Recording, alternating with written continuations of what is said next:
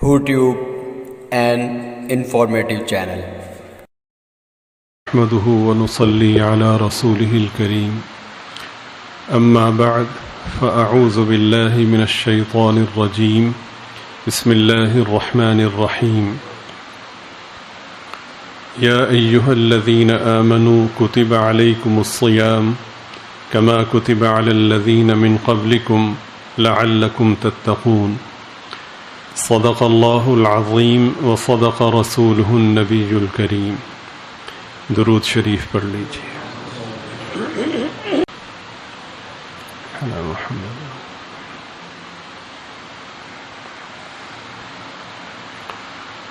حضرت سیدنا کعب ابن عجرہ رضی اللہ تعالی عنہ فرماتے ہیں کہ ایک مرتبہ نبی کریم صلی اللہ علیہ وسلم نے ہمیں ارشاد فرمایا کہ ممبر کے قریب ہو جاؤ. ہم ممبر کے قریب ہو گئے تو آپ صلی اللہ علیہ وسلم نے ممبر کی پہلی سیڑھی پر قدم رکھا اور ارشاد فرمایا آمین. پھر دوسری سیڑھی پر قدم رکھا اور ارشاد فرمایا آمین. پھر تیسری سیڑھی پر قدم رکھا اور ارشاد فرمایا آمین.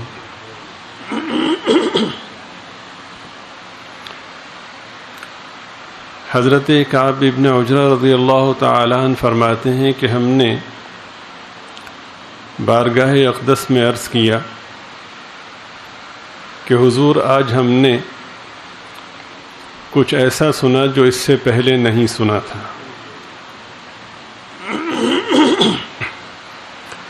تو سرکار دو عالم صلی اللہ علیہ وسلم نے ارشاد فرمایا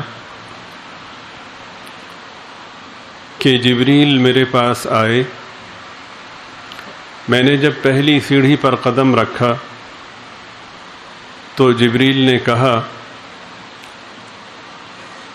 کہ ہلاک ہو وہ شخص کہ جو رمضان شریف کا مہینہ پائے اور اپنی بخشش نہ کروا سکے. میں نے کہا آمین.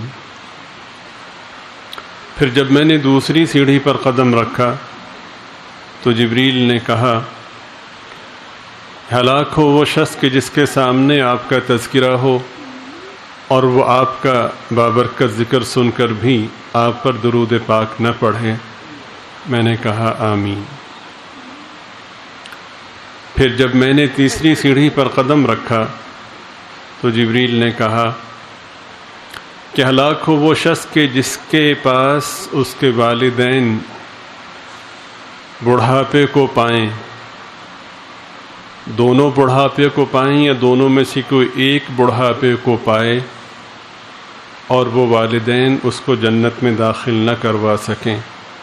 میں نے کہا آمین. درود شریف پڑھ لیجیے.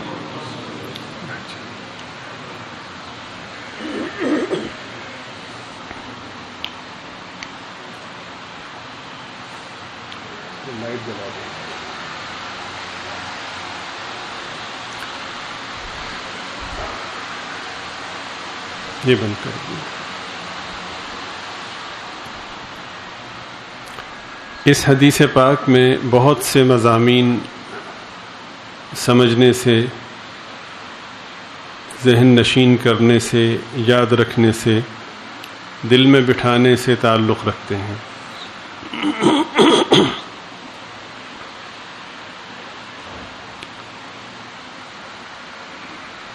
یہ حدیث پاک اہم ترین مضامین سمیت یقین اور ایمان کے اعلیٰ درجے اور آپ صلی اللہ علیہ وسلم کی ذات بابرکت میں صحابہ کی وفا و فنائیت کا بہترین مرقع ہے. غور کرنے والوں کے لیے اس میں بہت ہی پاکیزہ مفاہیم ہیں. عمل کرنے والوں کے لیے ایک بہت ہی روشن راہ ہے اس میں، اگر کوئی عمل کرنا چاہے. سرکار دو عالم صلی اللہ علیہ وسلم نے ہمیں فرمایا کہ تم قریب آ جاؤ. اس کے بعد سرکار دو عالم صلی اللہ علیہ وسلم نے منبر کے پہلے زینے پر قدم رکھا اور فرمایا آمین، پھر دوسرے پر قدم رکھا اور فرمایا آمین، پھر تیسرے پر قدم رکھا اور فرمایا آمین۔ ظاہر ہے کہ حضرات صحابہ رضی اللہ تعالی عنہم نے اس موقع پر کسی دعا کو یا دعا کرنے والے کو نہیں دیکھا، اور سرکار دو عالم صلی اللہ علیہ وسلم کی ذات بابرکت سے آپ کی خدمت اور صحبت میں رہ کر جو سیکھا تھا وہ یہی سیکھا تھا کہ کسی دعا کے جواب میں آمین کہا جاتا ہے، اور یہاں پر کوئی دعا کرنے والا نظر بھی نہیں آیا اور کسی کی دعا سنائی بھی نہیں تھی۔ قرآن کریم میں ارشاد ہے کہ اگر صحابہ جیسا ایمان لاؤ تو تب تمہارا ایمان معتبر ہوگا۔ اب صحابہ کا ایمان کیا ہے وہ ملاحظہ فرمائیے۔ یہ نہیں کہا کہ حضور دعا تو کی نہیں اور آمین کہہ دیا، جی، اور یہ بھی نہیں کہا کہ آپ نے آمین کہا ہے تو کسی اور نے دعا کی ہوگی، ہم نے تو نہیں دیکھا۔ آپ سمجھ رہے ہیں؟ بلکہ سمجھنے کے لیے جو انداز ہے اس پہ غور فرمائیے بھائی، توجہ کے ساتھ سمجھنے کے لیے جو انداز ہے حضرات صحابہ رضی اللہ تعالی عنہم کا، اس پہ غور کیجئے کہ سرکار دو عالم صلی اللہ علیہ وسلم کی طرف کسی بات کی نسبت نہیں کی، بلکہ اپنی طرف نسبت کی کہ سرکار جو آن جناب کا معمول شریف ہے آج اس سے ہٹ کے ہم نے سماعت کیا۔ اب یہ بھی نہیں کہا کہ حضور اس کی وضاحت فرما دیں، بس اتنا کہہ دیا کہ جو ایک ترتیب ہے آپ کی، جو بابرکت آپ کا سلسلہ ہے، آج ہم نے ویسا نہیں سنا، اور یہ کہہ کر کے خاموشی اختیار کر لی کہ اگر سرکار مناسب خیال فرمائیں گے تو وضاحت فرما دیں گے، ورنہ نوکر اور غلام کا کیا کام کے واقعہ سے کوئی سوال کرے۔ آپ سمجھ رہے ہیں؟ ہم مادیت کے جس دور میں رہ رہے ہیں اور نام نہاد تعلیم، مغرب زدہ تعلیم جس کو ہم تعلیم سمجھتے ہیں، اگر اس کے ساتھ ساتھ اصلاح کی ترتیب نہ ہو، پاکیزہ ماحول میسر نہ ہو، ایمان کے بچانے کے ذرائع اور اسباب اختیار نہ کیے جائیں، تو اس کے جو سب سے بڑے نقصانات ہوتے ہیں ان میں سے ایک نقصان یہ ہوتا ہے کہ جس طرح آدمی اپنے برابر اپنے ہم عصر آدمی پر اعتراض کر سکتا ہے، ویسے ہی وہ اپنے نبی پر بھی اعتراض کرنے لگتا ہے۔ وہ ایک پیمانہ بنا لیتا ہے کہ اس پیمانے پر جو دین کی باتیں ہوں گی انہیں مانوں گا، اس سے ہٹ کے جو ہوں گی میں نہیں مانوں گا۔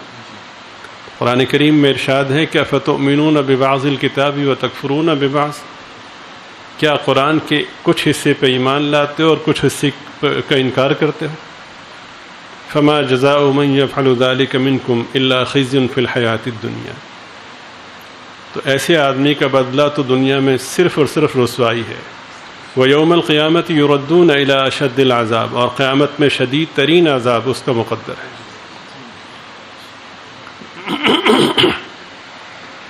تو یہ تعلیم نہیں ہے جب تک کہ اس کے ساتھ ساتھ پاکیزہ ماحول اور اپنے ایمان کو بچانے کی کوئی ترتیب و تدبیر نہ ہو۔ حضور ایسا ہے، اور اس کے بعد یہ بھی نہیں کہا کہ وضاحت فرمائیے، بس خاموشی اختیار کی۔ اگر سرکار دو عالم صلی اللہ علیہ وسلم اس کی وضاحت فرمائیں گے تو ہمارے حق میں وہی بہتر ہوگا، وضاحت نہیں فرمائیں گے تو وہی بہتر ہوگا۔ یہ فنائیت ہے اور یہ وفا ہے، یہ محبت ہے، یہ یقین ہے اور یہی ایمان ہے۔ جو کہہ دیا سمجھ میں آ گیا تو قبول، سمجھ میں نہ آیا تو یہ سوچ کے قبول کیا کہ میری عقل اس قابل نہیں تھی، میری عقل سے ماورا ہے یہ بات۔ لیکن جو کچھ اس زبان مبارک سے نکلا ہے وہ 100% حق اور سچ ہے. یہ ایمان ہے. فرمایا کہ صحابہ جیسا ایمان لاؤ گے تو تمہارا ایمان معتبر ہوگا. جیسے کہہ دیا آمنا وسلمنا وصدقنا، ہم ایمان بھی لائے، ہم نے تسلیم بھی کیا اور ہم نے تصدیق بھی کی اس کی. سرکار دو عالم صلی اللہ علیہ وسلم نے کمال شفقت سے اس کی پھر وضاحت فرمائی. فرمایا کہ جبریل میرے پاس آئے تھے اور انہوں نے کہا کہ ہلاک ہو وہ شخص کہ جو رمضان شریف کا مہینہ پائے اور اپنی بخشش نہ کروا سکے. یہاں پھر ایمان کا ایک اور خوبصورت منظر آپ کے سامنے. ہمارے زمانے کا نام نہاد تعلیم یافتہ ہوتا اپنے خیال میں کتنا ہی مہذب و مؤدب کیوں نہ ہوتا، وہ یہ کہہ کے اپنی آخرت برباد کر لیتا کہ حضور میں نے تو جبریل کو نہیں دیکھا اور نہ میں نے دیکھا نہ میں نے ان کی بات سنی. تو پھر بزبان حال سرکار یہی فرماتے کہ تم اس قابل ہی نہیں ہو کہ جبریل کو دیکھ سکو یا جبریل کی بات سن سکو. تمہارے لیے اسرائیل اور جہنم کا داروغہ ہے، وہی تمہاری پھر وہ. جبریل تو سید الملائکہ ہیں اور ان سے استفادے کے لیے سید الانبیاء پر ایمان کامل شرط ہے. اور یہ بھی اعتراض نہیں کیا کہ حضور آپ نے فرمایا کہ جبریل اتنے بڑے ہیں کہ وہ ان کے بے شمار پر ہیں، ایک پر ان کا مشرق سے مغرب کا احاطہ کیے ہوئے ہیں. تو آج کی بدتمیزی یہ ہوتی کہ اتنا بڑا جبریل اتنی چھوٹی سی جگہ میں کیسے آ گیا. آپ سمجھ رہے ہیں؟ یہ عقل اور عشق کا مقابلہ ہے اور یہ قیامت تک چلے گا. جو محبت میں بیگم نے کہا میرے سر میں درد ہے تو میں نے کبھی نہیں کہا، ہم نے کبھی نہیں کہا کہ ثابت کرو درد ہے پھر دوا لا کے دوں گا. بچے نے کہا مجھے تکلیف ہے تو کبھی نہیں کہا کہ ثابت کرو، اس لیے کہ محبت کا تقاضا یہ ہے کہ بغیر ثبوت کے مانے. تو بے شرمی کی انتہا ہے، بیگم کی بات تو مانی، سرکار کی نہیں مانی. جی ہر چیز میں جو ہے وہ محبت کو معیار سمجھتے ہو. جب سرکار کی بات آئی کہ جن کی بات کو ماننا دنیا اور آخرت میں کامیابی کی ضمانت ہے تو ان کی بات پر پیمانے لے آئے. آپ سمجھ رہے ہیں؟ رات کو 2 بجے بیگم کہے کہ داڑھ میں تکلیف ہے، سر میں درد ہے، جھوٹ بھی بول سکتی ہیں.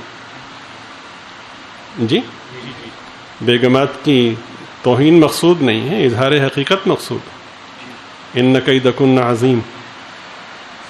ٹھیک ہے، لیکن تو یہاں پر تو نجات ہی اس میں سمجھی جاتی ہے کہ سرکار اگر آپ جھوٹ بول رہی ہیں تو وہ آپ کا ہوگا، میرے لیے تو آپ کا یہ اظہار جو ہے حکم کا درجہ رکھتا ہے. اب سرکار بھاگے بھاگے پھر رہے ہیں اور ڈاکٹر کو تلاش کر رہے ہیں. رات کے 2 بجے ڈاکٹر کہاں ہوگا؟ دروازہ کھٹکھٹایا، منت سماجت کی، درخواست کی، ڈاکٹر صاحب کو لے کر آیا. ڈاکٹر صاحب نے کہا بالکل ٹھیک ہے، کچھ بھی نہیں ہے. چلیں پھر بھی میں لکھ دیتا ہوں. لکھ دیا. ڈاکٹر صاحب کو ڈبل فیس بھی دی، شکریہ بھی ادا کیا اور پھر باقی اگلے معاملات آپ سمجھتے ہیں. اس کا مطلب یہ ہے کہ اس کے اندر صلاحیت ہے ماننے کی. اس کا مطلب یہ ہے کہ اس کے اندر صلاحیت اس چیز کی کہ عقل اور عشق میں فرق ہے، اور اس کو یہ بھی معلوم ہے کہ محبت میں ضابطے نہیں چلتے، رابطے چلتے ہیں. سب کچھ جانتا ہے، لیکن بدبختی کی انتہا ہے کہ یہ صلاحیت، یہ اہلیت جس مقصد کے لیے دی گئی تھی اس مقصد کے لیے استعمال نہیں کر رہا. جب یہ گرنے پر آتا ہے تو یقین کر لیتا ہے کہ دنیاوی قوتیں مجھے بچائیں گی. اللہ کی ذات سے یقین ہٹ جاتا ہے.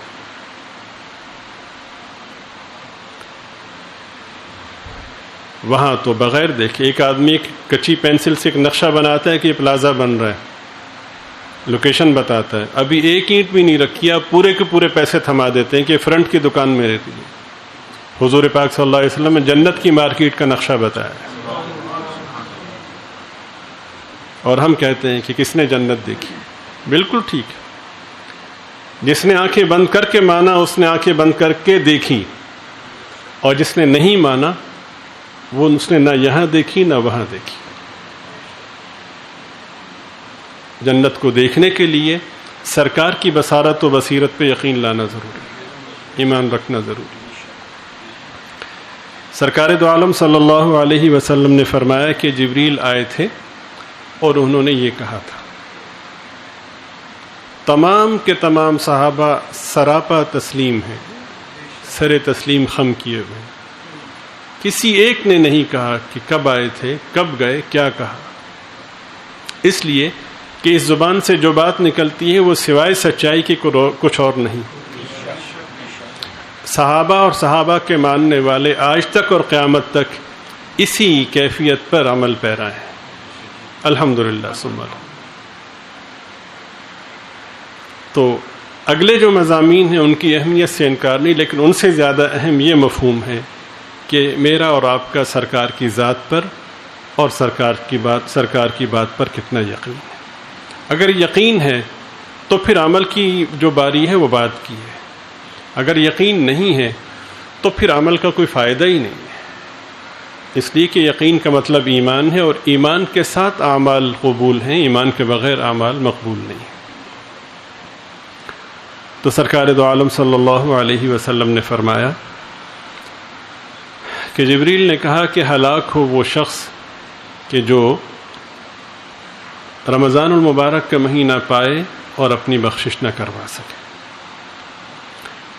گزشتہ نشست میں ایک استعارہ آپ کی خدمت میں عرض کیا گیا تھا کہ سال بھر یہ صورت ہوتی ہے کہ ہم پیچھے پیچھے اور مالک آگے آگے۔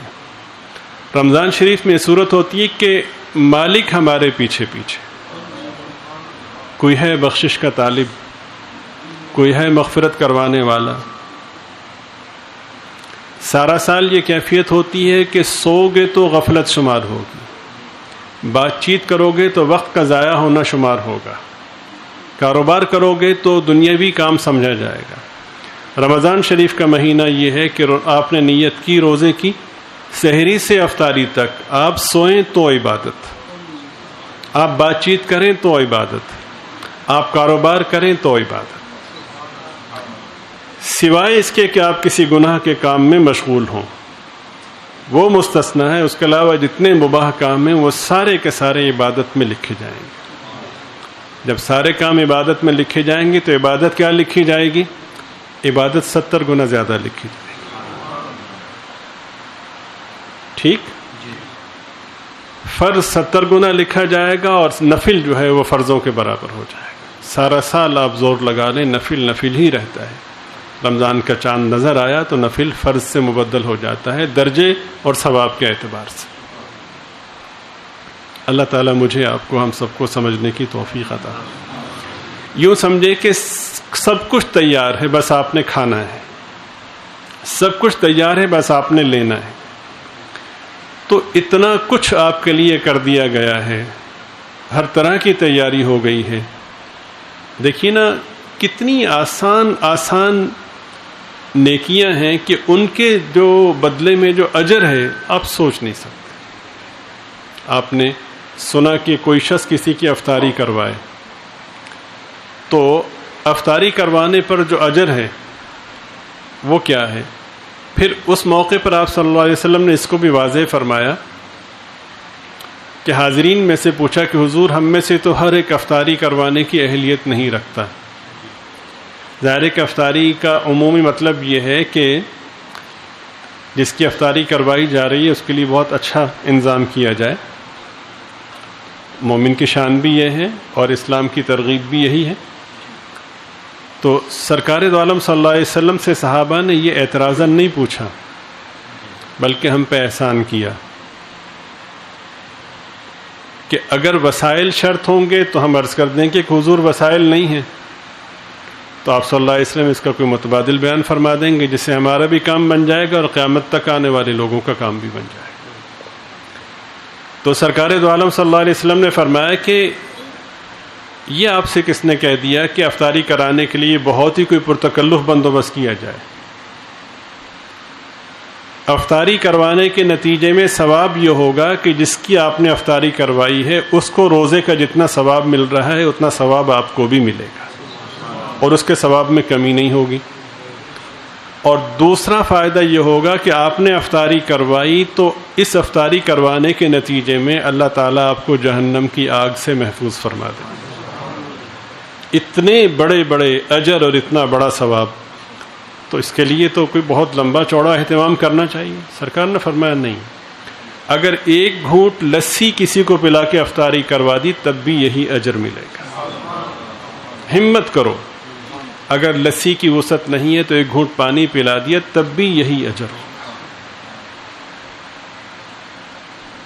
اسی طرح حدیث شریف میں ہے کہ کوئی شخص اپنے غلام اور ملازم کے بوجھ میں کمی کر دے، تو بوجھ میں کمی کرنے کا مطلب یہ ہے کہ 8 گھنٹے وہ کام کرتا تھا، رمضان شریف میں اس نے اللہ کی رضا کے لیے اس سے کہہ دیا کہ بھئی 6 گھنٹے کام کرنا، تنخواہ تمہیں پورے 8 گھنٹے کی ملے گی۔ ہمارے وہ ساتھی کہ جنہیں اللہ تعالیٰ نے وسعت دی ہے اور ان کے پاس کام کاج کرنے کو خادم اور ملازم ہیں، وہ بطور خاص اس کو ملحوظ رکھیں اور اس پر عمل کریں، اور آج ہی سے ان سے یہ کہہ دیں کہ کام آپ کا اس کا دورانیہ اتنا کم ہے، معاوضہ آپ کو پورا ملے گا۔ حدیث شریف میں ہے کہ اس ترتیب کو اختیار کرنے پر بھی اللہ تعالیٰ جہنم سے آزاد فرما دے۔ کتنے آسان آسان عمل ہیں اور کتنے بڑے بڑے اس کے فوائد ہیں، منافع اور ثمرات۔ یوں سمجھے کہ ہر اعتبار سے دیکھیے، خرچ کرنے پر اجر ملتا ہے، دوسرے کو کھلانے پر اجر ملتا ہے، لیکن رمضان شریف کا معاملہ عجیب ہے۔ اصل میں رمضان شریف تعبیر ہے اس مفہوم سے کہ اپنے خالق و مالک کو منانا، اور اپنے خالق و مالک کو بھوکا پیاسا رہ کر کے منانا۔ یہ مشابہت ہے کہ یا اللہ اگر آپ مجھ سے راضی نہ ہوئے تو میں بغیر کھائے پیے دم دے دوں گا، جان دے دوں گا، اس کی مشابہت۔ تو جب کوئی اپنے مالک کو مناتا ہے اور کھانا پینا چھوڑ دیتا ہے تو جتنی مشقت اور قربانی ہوتی مالک کو اتنا ہی پیار آتا ہے۔ وہ پھر پیار کیسا ہوتا ہے؟ وہ پیار ایسا ہوتا ہے کہ دنیاوی ضابطوں میں سمجھ ہی نہیں آتا۔ اس کی ایک جھلک یہ ہے کہ دن بھر بھوکا پیاسا رہا اور شام کو معدے کے خالی رہنے کی بنا پر منہ سے بو آنے لگی، اور بو ایسی ہے کہ دوست بھی گوارا نہیں کرتے، رشتہ دار بھی گوارا نہیں کرتے، اولاد بھی گوارا نہیں کرتی، بیگم بھی گوارا نہیں کرتی، وغیرہ وغیرہ۔ بھوکا پیاسا کس کے لیے ہے؟ اللہ پاک فرماتے ہیں کہ دنیا میں خوشبوؤں کی جتنی بھی اقسام ہیں ان تمام اعلیٰ درجے کی خوشبوؤں سے بڑھ کر مجھے تمہارے منہ کی یہ بدبو ہے۔ لخلوف فم الصائم اطیب عند اللہ من ریح المسک، او کما قال علیہ الصلوۃ والسلام۔ تو یہ اس ذات کی محبت ہے۔ بس پھر جب محبت کا معاملہ ہوتا ہے تو پھر تو بقدر محبت ہی نوازا جاتا ہے، پھر تو نوازشات کا لفظ چھوٹا رہ جاتا ہے۔ اس طرح سے اللہ پاک نوازتے ہیں۔ پھر اللہ پاک کیسے خوش ہوتے ہیں؟ پھر یوں خوش ہوتے ہیں کہ تسحروا فإن اللہ وملائکتہ یصلون علی المتسحرین، بھائی کھاؤ، سحری میں کھانا کھاؤ گے میں اور میرے فرشتے تم پہ رحمت نازل کریں گے۔ کہاں کھلانے پہ ثواب مل رہا تھا، جب وہ راضی ہو گئے تو ان کی رحمت کی ایک جھلک دیکھیے، ان کی محبت کی ایک جھلک دیکھیے، تو پھر یوں اللہ تعالیٰ نوازتے ہیں۔ تو اس بابرکت مہینے کو دیکھیے، سرکار دو عالم صلی اللہ علیہ وسلم کا معمول شریف جو حدیث پاک میں ہے وہ یہ تھا کہ آپ ہر وقت اللہ تعالیٰ کے ذکر میں، اللہ کی یاد میں مشغول رہا کرتے تھے۔ لیکن رمضان شریف کا مہینہ جب آتا تو حدیث شریف میں کہ آپ اپنی کمر کس لیا کرتے تھے کہ بھئی بس یہ مہینہ تو ہے ہی صرف اللہ کو راضی کرنے کا، اللہ کی عبادت کرنے کا۔ شیخ الحدیث حضرت مولانا محمد زکریا صاحب رحمۃ اللہ علیہ فرماتے ہیں کہ اپنے گھر کی خواتین کو دیکھ کر بے حد خوشی ہوتی ہیں کہ گھر کے کام کاج، صفائی ستھرائی، کپڑے دھونا، کھانا بنانا، بچوں کو سنبھالنا، نمازوں کا اہتمام، ذکر اذکار کا اہتمام، فرماتے ہیں کہ اس کے ساتھ ساتھ روزانہ 15 سپارے تلاوت کر لیتی ہیں۔ اس طرح سے اللہ تعالیٰ کو شیخ الہند حضرت مولانا محمود حسن صاحب رحمۃ اللہ علیہ تراویح کی نماز کے بعد حضرت ایک حافظ کو بلاتے، نفلوں کی نیت باندھتے، اس سے اتنا سنتے، پھر دوسرے کو بلاتے، اس سے سنتے، پھر تیسرے کو بلاتے، اس سے سنتے، یہاں تک کہ سحری کا وقت ہو جاتا۔ ہمارے پردادا پیر حضرت مولانا شاہ عبد الرحیم صاحب رائے پوری رحمۃ اللہ علیہ ذکر اذکار کا، تلاوت کا، اعمال صالحہ کا اہتمام فرماتے، اور افطاری میں صرف ایک کھجور یا ایک گھونٹ پانی لیتے، کھانا نہیں کھاتے تھے، اور سحری میں 1 کپ قہوہ پیتے تھے۔ راوی کہتے ہیں کہ چہرے پہ تازگی ایسی ہوتی تھی جیسے سرخ انار رکھا ہو۔ ہم کہتے کہ حضرت کچھ کھا لیجیے، کمزوری ہوگی۔ فرمایا بھائی اسی میں جنت کی لذت آ رہی، یہ کیفیت۔ خیر یہ ترغیب کے لیے کہنے کہ یہ مقصد نہیں کہ آپ کھانا پینا چھوڑ دیں، جتنی ضرورت ہے آپ ضرور لیں، اور اگر اس نیت سے لیں گے کہ کھانا ہم اس لیے کھا رہے ہیں کہ اللہ پاک اس کے ذریعے سے جو قوت عطا فرمائیں گے تو اللہ کی عبادت میں ہم مشغول ہوں گے، تو اس نیت پر اضافی ثواب بھی ہوگا۔ اور جیسا کہ سحری کا عرض کیا گیا، ان کے ہاں ان کے لیے ضرورت اتنی ہی تھی، تو سحری میں اتنی ضرورت کے جو توازن کے تحت ہو، ایسا نہ ہو کہ دن بھر پھر آدمی ڈکاروں میں مشغول رہے اور پتہ ہی نہ چلے، تو اس سے گریز کریں۔ بہرحال عرض کرنے کا مقصد یہ ہے کہ ایک ایک پل کو قیمتی جانیں۔ حضرت مولانا الیاس صاحب رحمۃ اللہ علیہ کی والدہ محترمہ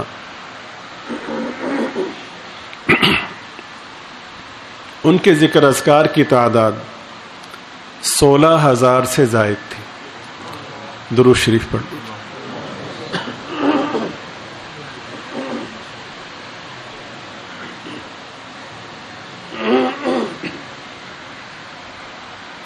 گھر کے کام کاج بھی وہ کرتی تھیں، اور یہاں پر یہ بات بھی ملحوظ رہے کہ انہوں نے شادی کے بعد قرآن کریم حفظ کیا تھا۔ ہمارے ہاں بچیوں کو حفظ نہیں کرواتے کہ شادی کے بعد بھول جائے گی، وہ اندر پہلے ہی کوتاہی کا تصور ہوتا ہے، تو پھر انا عند ظن عبدی بھی اللہ تعالیٰ معاملہ بھی ویسے ہی فرماتے ہیں۔ آدمی اچھی سوچ رکھے اور نسبت ویسی تلاش کرے تو اللہ تعالیٰ موافق حالات اور موافق ماحول کی صورتیں ظاہر فرماتے ہیں۔ اپنے ذکر اذکار معمولات کا اہتمام بھی فرماتی تھیں، گھر کا کام کاج بھی کرتی تھیں، بچوں کو بھی سنبھالتی تھیں۔ رمضان شریف میں اپنے دیگر معمولات، گھر کے کام کاج کے ساتھ ساتھ روزانہ 40 پاروں کی تلاوت کرتی تھی۔ حضرت مولانا الیاس صاحب رحمۃ اللہ علیہ کے فیض پوری دنیا میں پھیلا، اور ایسا پھیلا کہ سبحان اللہ، جب دنیا میں تاریکی ہوتی ہے تو حضرت کے فیض کا سورج تب بھی روشن ہوتا ہے پوری دنیا میں۔ لیکن حضرت مولانا الیاس صاحب رحمۃ اللہ علیہ جس مدرسے میں پڑھے، جن مراحل سے گزرے، وہاں سینکڑوں طلباء تھے، لیکن مولانا الیاس ایک ہی بنے۔ اس کے پیچھے وہ پاکیزہ ماں تھی۔ وہاں پہ ڈاکٹری کی ڈگری نہیں تھی، انجینئرنگ کی ڈگری نہیں تھی، آئی ٹی کی ڈگری نہیں تھی، یونیورسٹی اور کالج کی ڈگری نہیں تھی، قرآن کریم کی ڈگری تھی، روحانیت کی ڈگری تھی۔ ماں بچے کی تربیت کر رہی ہے، اور 40 پارے تلاوت بھی، یعنی 40 پارے ایک پورا قرآن کریم اور 10 پارے بنتے ہیں۔ اس کیفیت میں جب اس کی تربیت ہو رہی ہے تو پھر ظاہر ہے کہ اس نے آفتاب و ماہتاب ہی بننا تھا۔ اللہ تعالیٰ تو کسی کے عمل کو ضائع نہیں فرماتا، اور یہ وعدہ آج بھی ہے اور قیامت تک کے لیے ہے.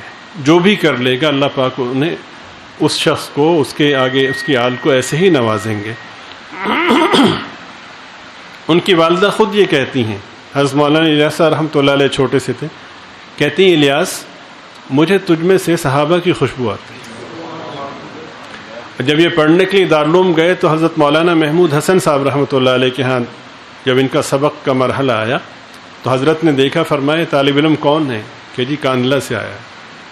تو پوچھا حضرت خیریت؟ فرمایا کہ اس میں سے صحابہ کی خوشبو آتی. اللہ تعالیٰ چھوٹی سی نیکی کو بھی ضائع نہیں فرماتا.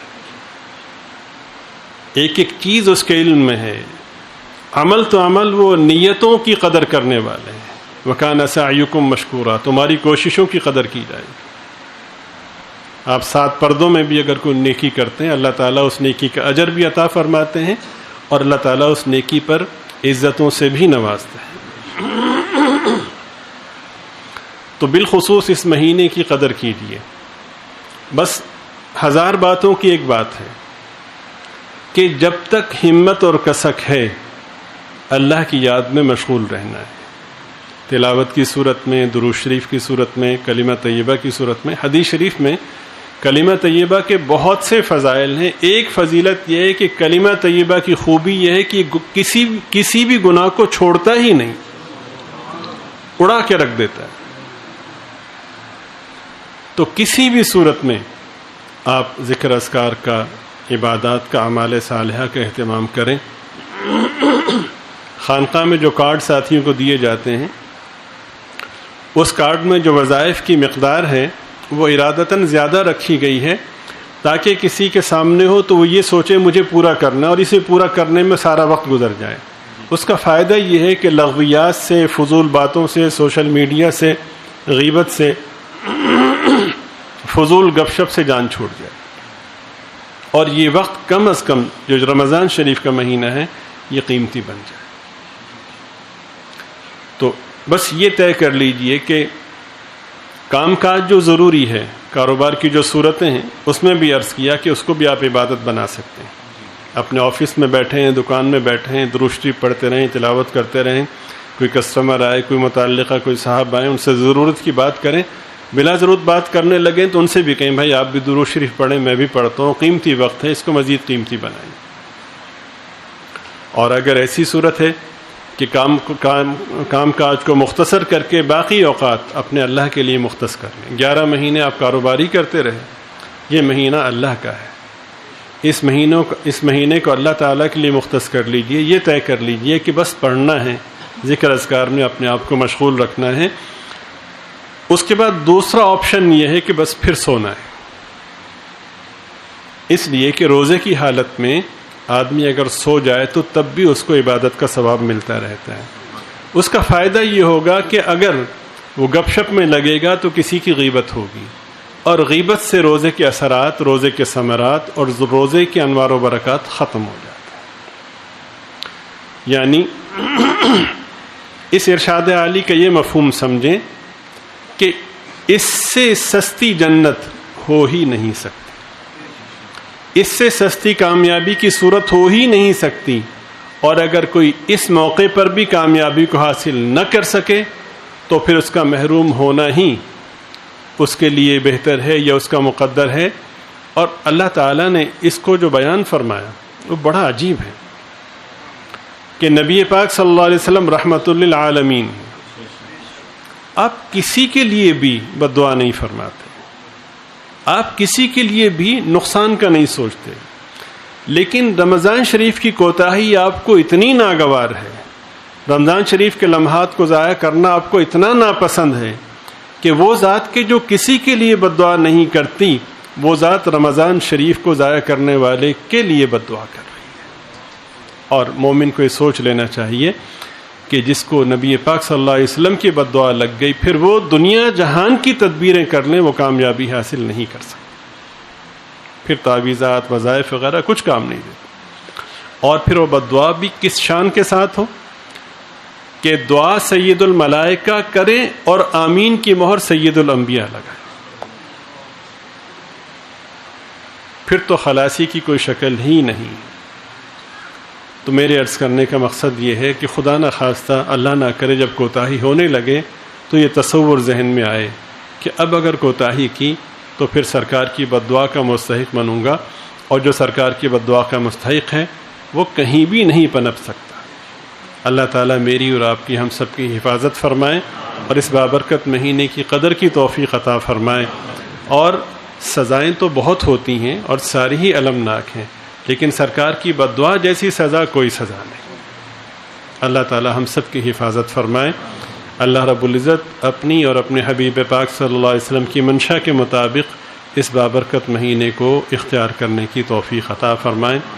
باقی جو حصے ہیں مضامین کے انشاءاللہ اگلی نشست میں کہنے سننے میں جو باتیں درست ہیں وہ اللہ کی طرف سے ہیں، جو کوتاہیاں ہیں وہ میری شامت اعمال ہے۔ اللہ تعالی ہم سب کو معاف فرمائے، دارین میں پردہ پوشی کا معاملہ فرمائے، اس مہینے کو اپنی منشا کے مطابق ایک ایک پل کو اختیار کرنے کی توفیق عطا فرمائے۔ وآخر دعوانا ان الحمد للہ رب العالمین۔